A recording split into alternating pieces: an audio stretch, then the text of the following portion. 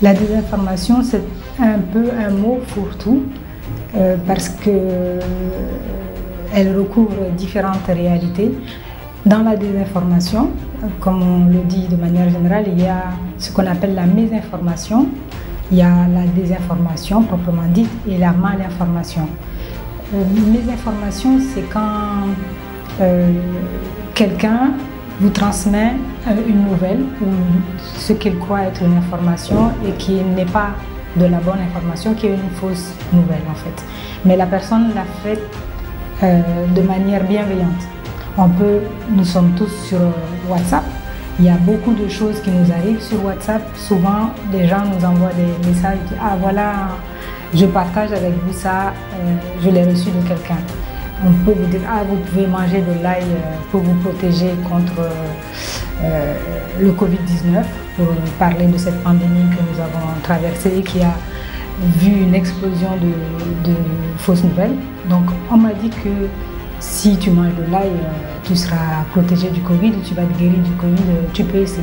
Ça, c'est de la mésinformation parce que la personne qui a transmis ça croit bien faire et ne sait pas que c'est manipulé, que c'est faux.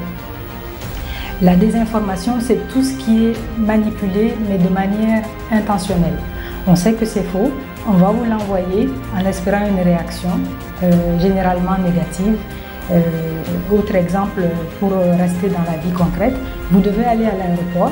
Vous m'avez annoncé que vous devez aller à l'aéroport pour partir aux États-Unis ou en France pour les Jeux Olympiques. Mais moi, je suis jalouse de vous, je ne veux pas que vous partiez. Donc, ce que je dis, votre voyage là aujourd'hui, je ne suis pas sûre que ça marche, parce qu'il y a eu des manifestations, la route de l'aéroport est coupée et les avions ne volent pas à cause des manifestations. Si vous vous fondez sur ça, que vous n'allez pas à l'aéroport, alors vous allez rater votre voyage et votre avion et c'est de la désinformation. Je vous ai intentionnellement induit en erreur. Alors dans ce cas, il y a différentes variantes. Il y a des déformations pour faire rire. On a les canulars par exemple, ou les sites de parodie, ou ce qu'on appelle les pranks. Vous savez, je ne sais pas comment on explique ça d'ailleurs. Oui, c'est pour faire rire, mais au dépend de la personne dont on rit. Et une autre catégorie, c'est la malinformation. Ce sont des informations souvent qui relèvent du privé. C'est vrai, mais ça n'a rien à faire sur la place publique. Si vous me confiez un secret sur votre vie intime et que moi, je vais dire ça à des gens, ça peut être de la malinformation. Voilà en résumé certains des concepts de ce vaste champ que d'autres appellent désordre de l'information ou pollution ou chaos informationnel.